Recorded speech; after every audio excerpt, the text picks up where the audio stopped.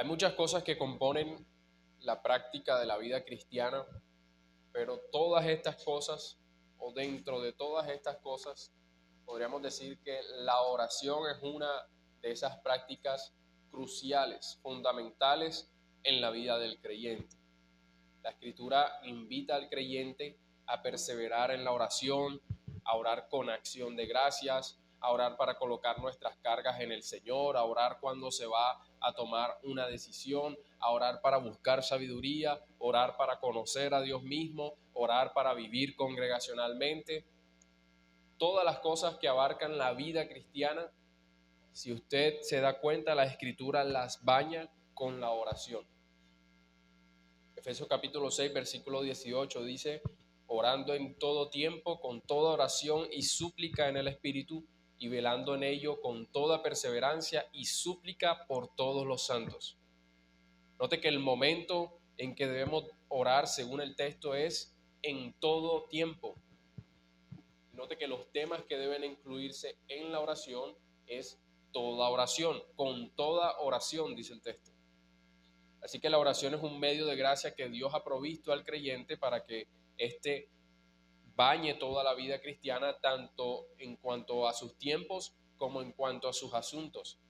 Y eso denota la posición tan alta que tiene la oración en la vida cristiana. Pero este ejercicio de la oración no puede ser practicado desde la ignorancia o desde lo que surja de nuestros propios corazones. Se piensa el día de hoy en muchos círculos llamados cristianos que la oración es una especie de conversación que tú tienes con Dios como con cualquier otra persona.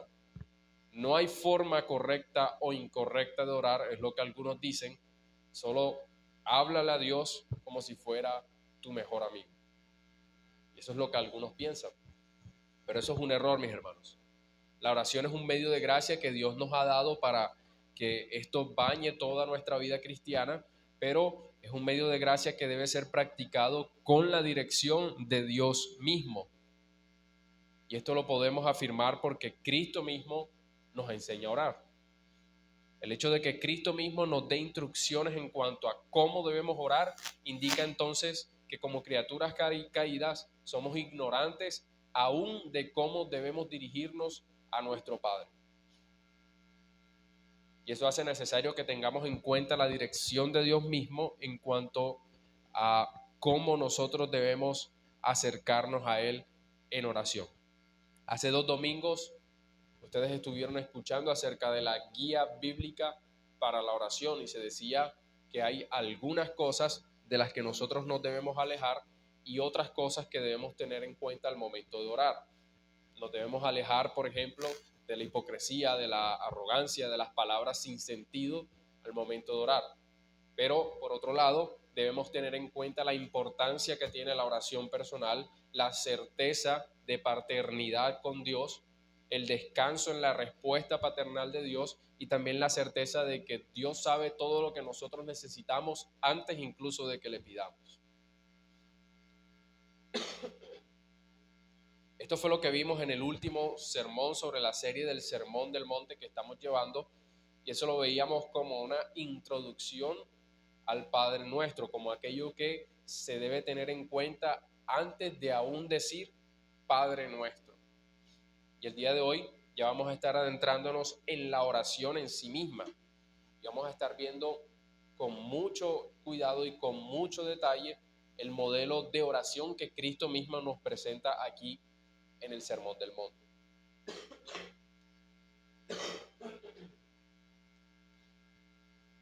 Hoy nos estaremos concentrando entonces en el pasaje de Mateo capítulo 6, versículo 9. Vaya conmigo allá, Mateo capítulo 6, versículo 9.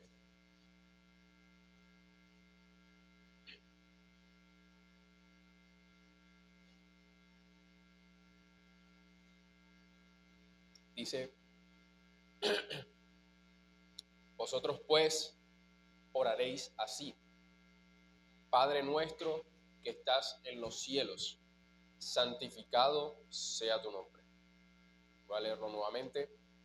Vosotros pues oraréis así: Padre nuestro que estás en los cielos, santificado sea tu nombre.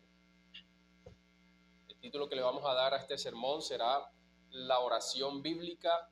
¿A quién debemos dirigirnos? ¿A quién debemos dirigirnos? Y en base al texto bíblico que acabamos de leer, vamos a estar viendo al menos dos cosas. Primero, el Padre al que nos dirigimos, y las razones para dirigirnos al Padre. El Padre al que nos dirigimos y las razones para dirigirnos al Padre. Así que veamos lo primero, el Padre al que nos dirigimos. Y leeré nuevamente. Vosotros pues oraréis así: Padre nuestro que estás en los cielos. Claramente Cristo nos instruye que cuando nosotros oramos debemos dirigirnos específicamente al Padre. Y hay dos descripciones que Cristo hace del Padre aquí. Él dice, por un lado, que este Padre está en los cielos, y por otro lado dice que este Padre es nuestro. Está en los cielos y es nuestro. Estar en los cielos es una expresión bíblica que hace referencia al reinado soberano de Dios sobre todas las cosas. Los salmistas usan mucho esta referencia. El Salmo 103, versículo 19 dice, por ejemplo, Jehová estableció en los cielos su trono y su reino domina sobre todos. Aquí el salmista, al hablar del trono de Dios como uno que fue establecido en los cielos, resalta el hecho de que su reinado está muy por encima de cualquier otro reino terrenal. No solamente en un sentido de la calidad de la ley con la que el cielo gobierna, sino en el sentido literal de que es Dios quien en últimas determina el curso de todas las cosas. Estableció Jehová los cielos en su trono y su reino domina sobre todos. Isaías 66:1 también dice, el cielo es mi trono y la tierra el estrado de mis pies. El estrado es la sala del tribunal donde los jueces tomaban sus decisiones en cuanto a los asuntos que estaban a su cargo. Y al presentarse entonces Dios como aquel que tiene su trono en el cielo, pero cuyo estrado de sus pies es la tierra, pues se entiende que Él es soberano y como soberano gobierna y juzga todas las cosas que acontecen en esta tierra. De hecho, en este texto en particular, Dios continúa revelando su juicio, y en este caso con los que aparentan ser su pueblo, pero en realidad no lo son. Ahí en Isaías capítulo 66, ahora el versículo 3 y 4, dice lo siguiente: el que sacrifica buey es como si matase a un hombre, el que sacrifica oveja como si degollase a un perro, el que hace ofrenda como si ofreciese sangre de cerdo. En otras palabras, nada de lo que hace religiosamente es acepto. El que quema incienso como si bendijese a un ídolo. Y porque escogieron sus propios caminos y su alma amó sus abominaciones, también yo escogeré para ellos escarnios y traeré sobre ellos lo que temieron. Porque llamé y nadie respondió, hablé y no oyeron, sino que hicieron lo malo delante de mis ojos y escogieron lo que me desagrada. Así que el hecho de que el Padre esté en los cielos quiere decir, por un lado, que Él determina y controla en su soberana providencia todas las cosas, aún los reyes, pero también juzga todas las cosas que acontecen en esta tierra. De manera que cuando Cristo nos dice, oren a su Padre que está en los cielos, nos está diciendo que oremos a aquel que tiene el control soberano sobre todo y que juzga todo. Y la instrucción que nos da Cristo aquí no es meramente una estructura para la oración, no es una estructura que nosotros debemos mencionar con nuestros labios, sino que es una guía práctica que le da mucho sentido a la oración, la hace realmente útil para nuestra alma. Nosotros podríamos orar con una estructura muy clara, muy bíblica, y debemos hacerlo muy apegada a la guía de Cristo, pero la oración realmente toma sentido para nosotros cuando somos realmente conscientes que aquel al que nos estamos dirigiendo es realmente aquel que lo domina todo y lo juzga todo. Esta era la conciencia que tenían los salmistas cuando elevaban sus oraciones también a Dios, y es la razón por la que oraban en todo momento, incluso en el sufrimiento, como el salmo que leíamos al inicio del culto. Y en el Salmo 11 el rey David también inicia su oración diciendo, versículo 1 hasta el 3, dice, en Jehová he confiado. ¿Cómo decís a mi alma que escape al monte cual ave? Porque he aquí los malos tienden el arco y disponen sus saetas sobre la cuerda para saetear en oculto a los rectos de corazón. Si fueren destruidos los fundamentos, ¿qué ha de hacer el justo? Note cómo se encontraba el salmista. Él mismo confiesa que estaba escapando a los montes, confiando en los montes, más que en el cuidado providencial y soberano del Señor. Pero aunque luchó contra su pecado con confiar en cosas terrenales, el salmista luego dice, en Jehová he confiado. Ahora quiero que vea qué fue aquello que ayudó al salmista a luchar y a decir en su corazón, en Jehová he confiado. Lea conmigo ahora el versículo del 4 hasta el 7. Salmo 11, versículos del 4 al 7. Jehová está en su santo templo. Jehová tiene en el cielo su trono. Sus ojos ven, sus párpados examinan a los hijos de los hombres. Jehová prueba al justo, pero el malo y al que ama la violencia, su alma los aborrece. Sobre los malos hará llover calamidades, fuego, azufre y viento abrasador será la porción del cáliz de ellos, porque Jehová es justo y ama la justicia. El hombre recto mirará su rostro. ¿Cuál fue la verdad que ayudó al salmista a permanecer en pie aun cuando estaba siendo perseguido por hombres perversos? Bueno, la respuesta es Dios está en el cielo. Nada se le escapa. Él cuida de los suyos en todo momento, los guarda y al mismo tiempo juzga la obra de los impíos. Mi hermano, seguramente tenemos claro que debemos orar en todo momento, aún en momentos de dificultad y tribulación, y quizás realmente nos damos a la tarea de orar y orar y orar cuando estamos en situaciones difíciles, pero muchas veces, aunque oramos y oramos y oramos en esas situaciones, nunca logramos ver la salida a nada. Oramos, pero nunca tenemos descanso. ¿Por qué puede suceder esto? ¿Por qué puede estar sucediendo esto? Mis hermanos, esto sucede porque el descanso que Dios provee a través de la oración debe ser también a través de una conciencia que sabe profundamente que Dios gobierna absolutamente todo, que como soberano Él guarda a los suyos, que juzga todo y que esto Él lo hace con poder. ¿Por qué? Porque está en los cielos. Aquel que obtiene descanso tras orar a su Padre que está en los cielos es aquel que tiene una mente llena de pensamientos sobre la soberanía de Dios. Así que a lo que Cristo nos llama, mis hermanos, es a que oremos a nuestro Padre que está en los cielos.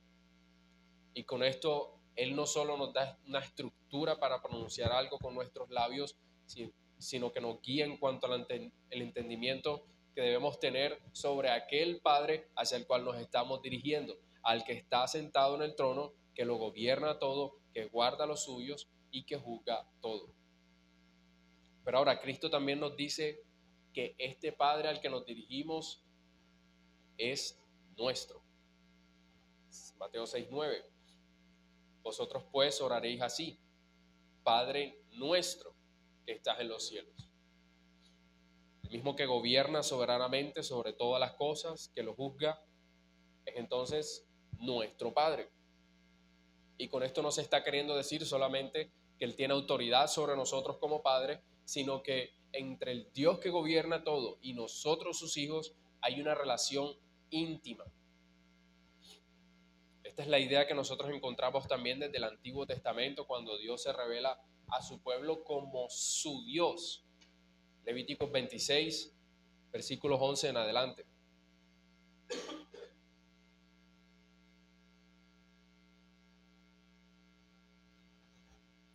Y pondré mi morada en medio de vosotros, y mi alma no os abominará. Y andaré entre vosotros, y yo seré vuestro Dios, y vosotros seréis mi pueblo.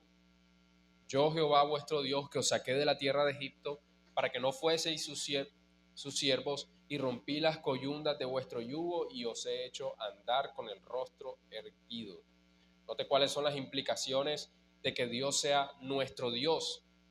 Dice el texto, su morada está en medio de nosotros, andaré entre vosotros.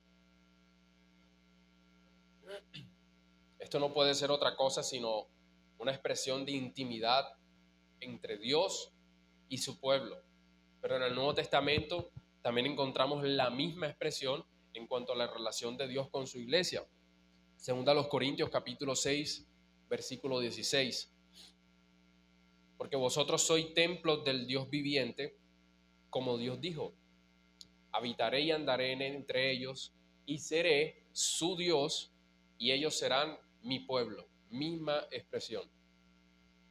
Mis hermanos, antes, cuando andábamos en nuestros pecados, nosotros éramos lejanos, extraños, ajenos, enemigos de Dios, pero ahora por la sangre de Cristo se nos dice que somos hechos cercanos, íntimos. Efesios 2, versículos 11 en adelante. Por tanto, acordaos de que en otro tiempo vosotros los gentiles en cuanto a la carne erais llamados incircuncisos por la llamada circuncisión hecha con mano en la carne. Versículo 12, en aquel tiempo estabais sin Cristo, ¿cómo? Alejados de la ciudadanía de Israel y ajenos a los pactos de la promesa, sin esperanza y sin Dios en el mundo. Pero ahora en Cristo Jesús, vosotros que en otro tiempo estabais lejos, habéis sido hechos cercanos por la sangre de Cristo. Más adelante sigue diciendo Pablo en la carta a los Efesios, versículo 18, porque por medio de él los unos y los otros tenemos entrada por un mismo espíritu al Padre. Así que ya no sois extranjeros ni advenedizos, sino conciudadanos de los santos y miembros de la familia de Dios. Familia, una expresión íntima. Si la sangre de Cristo te ha alcanzado, entonces, mi hermano, puedes estar seguro de que el Padre es tuyo y de que tú eres del Padre, que entre tú y Dios hay una relación íntima, cercana. Y esto también fue una realidad que animaba a los salmistas a dirigirse a su Dios en oración. Ellos constantemente confesaban que Dios era realmente su Dios, como si fuera personal. Era el Dios de Israel, por supuesto, pero ellos también hablaban de Dios como su Dios. Y el más famoso de los casos es Salmo 23:1. Jehová es mi pastor personal. El Salmo 63, versículo 1 también dice, Dios, Dios mío eres tú. De madrugada te buscaré, mi alma tiene sed de ti, mi carne te anhela, en tierra seca y árida donde no hay aguas. Lo que animaba al salmista a buscar a Dios de madrugada, pues era la realidad de que ya Dios era realmente su Dios íntimo. Mis hermanos, y debo insistir en esto, que la intimidad entre Dios y nosotros, sus hijos, es una realidad en nosotros producto de la obra de Cristo. La intimidad entre Dios y nosotros, sus hijos, es una realidad en nosotros producto de la obra de Cristo. Muchas veces nosotros nos desanimamos en la oración porque no sentimos como que Dios nos escuche, o quizá hemos dejado la oración y no somos capaces de volver a la oración porque sentimos que Dios ya está lejos de nosotros. Pero esto no es así, mis hermanos. En cuanto en un sentido práctico, la comunión con Dios debe ser buscada, se puede descuidar, pues también debemos recordar que Cristo ha ganado una intimidad entre Dios y nosotros. Él es quien ya nos ha hecho cercanos y nosotros podemos estar seguros de que nos acercamos al Padre Celestial, de que podemos llamarle nuestro Padre y Él nos va a recibir y nos va a asistir por esa cercanía que ya Cristo ganó. Cristo nos instruye entonces que oremos con la misma conciencia que oraban los salmistas. El Dios del cielo no era lejano. El Dios del cielo era un Dios cercano, era el Dios de los salmistas, era su Dios y es tu Dios, mi hermano. El Padre Celestial es tu Padre Celestial. Y esta es una realidad que si estamos en Cristo nunca va a cambiar. Por más que hayas dejado de orar, la intimidad con Dios está allí porque Cristo la ganó una vez para siempre. El pecado puede llegar a afectar de pronto el gozo de tu salvación, el gozo de acercarte a tu Dios, pero nunca va a quitar esta realidad de que Dios ya es tu Dios. Así que siempre que ores recuerda esto, mi hermano, te estás dirigiendo a tu Padre personal, aquel con quien ya tienes por Cristo una relación íntima. Ahora veamos las razones por las que nosotros debemos dirigirnos al Padre. Leamos nuevamente Mateo capítulo 6, versículo 9.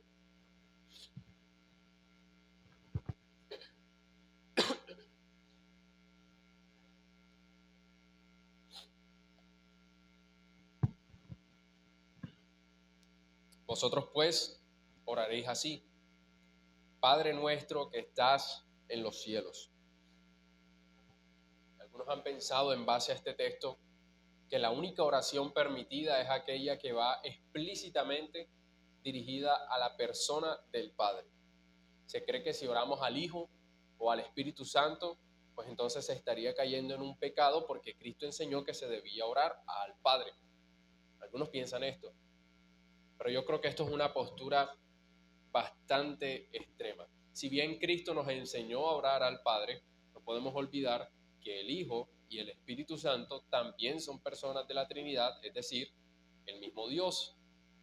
Pero al mismo tiempo debemos reconocer que Cristo mismo nos enseñó hacia quién debemos dirigirnos, hacia el Padre. Ahora, si el Padre y el Hijo y el Espíritu Santo son Dios, entonces ¿por qué debemos orar específicamente al Padre? Dos razones. Dos razones por las que debemos orar específicamente al Padre. Y lo primero es que debemos orar al Padre porque tenemos acceso al Padre. Debemos orar al Padre porque ya tenemos acceso al Padre. Y esto es algo de lo que podemos estar seguros por la enseñanza de Cristo mismo acerca de la oración. Ya antes, en Mateo 6, versículo 6, Él dijo: mas tú cuando ores, entra en tu aposento y cerrada la puerta, ora a tu Padre que está en secreto, y tu Padre que ve en lo secreto te recompensará en público. Note cómo repite tu Padre, tu Padre. El Padre entonces atiende la oración en lo secreto, así que tenemos acceso directo al Padre cuando oramos. Pero hay otros textos en la Escritura que también nos aseguran esto. Juan capítulo 14, versículo 6. Jesús le dijo: yo soy el camino y la verdad y la vida. Nadie viene al Padre sino por mí. Efesios capítulo 2, versículo 18. Porque por medio de él, los unos y los otros, está hablando por medio de Cristo, los unos y los otros tenemos entrada por un mismo espíritu al Padre. Así que la obra de Cristo, mis hermanos, claramente tuvo como propósito que nuestra cercanía fuese ¿con quién? Con el Padre. Es cierto que tenemos comunión con el Hijo, con el Espíritu Santo también, pero estas dos personas de la Trinidad cumplen su rol al darnos el acceso y los medios para ir al Padre. Accedemos al Padre por medio de Cristo, por la obra del Espíritu en nosotros, pero sé consciente de esto también, mi hermano. Finalmente tienes acceso es al Padre, acceso directo al Padre. No se trata de orarle a Cristo para que Cristo de alguna manera presente su oración al Padre. No es así como funciona, sino que ya la sangre de Cristo abrió el camino al Padre y el Espíritu luego nos guía para que oremos directamente al Padre. Qué privilegio es tener este acceso. Qué gran gozo debe sentirse cuando oramos siendo conscientes de que tenemos acceso directo al Padre mismo. Ahora debemos orar al Padre también por el rol que Él tiene en la Trinidad. No solo porque ganamos acceso al Padre, sino por el rol que tiene el Padre en la Trinidad.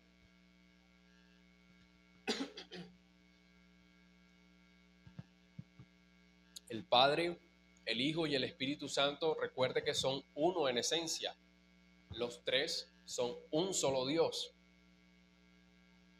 Pero al mismo tiempo son distintas personas de la Trinidad y cada uno tiene distintos roles en la Trinidad. Y en cuanto al Padre, nosotros podemos decir que Él es la fuente de toda gracia. Su rol es ser la fuente de toda gracia. De Él, por ejemplo, viene toda dádiva y todo don perfecto, como dice Santiago 1:17. Toda buena dádiva y todo don perfecto desciende de lo alto. ¿De quién? Del Padre de las luces, en el cual no hay mudanza ni sombra de variación. Del Padre viene toda bendición espiritual, Efesios 1:3. Bendito sea el Dios y Padre de nuestro Señor Jesucristo, que nos bendijo con toda bendición espiritual en los lugares celestiales en Cristo. Del Padre viene la consolación, segunda a los Corintios 1:3. Bendito sea el Dios y Padre de nuestro Señor Jesucristo, Padre de misericordias y Dios de toda consolación. Del Padre. El Padre fue el que envió al Hijo. Juan 3:16, porque de tal manera amó Dios al mundo que ha dado a su Hijo unigénito para que todo aquel que en él cree no se pierda, mas tenga vida eterna. El Padre también nos da su Espíritu. Lucas 11:13, pues si vosotros siendo malos sabéis dar buenas dádivas a vuestros hijos, pues cuanto más vuestro Padre Celestial dará el Espíritu Santo a los que se lo pidan.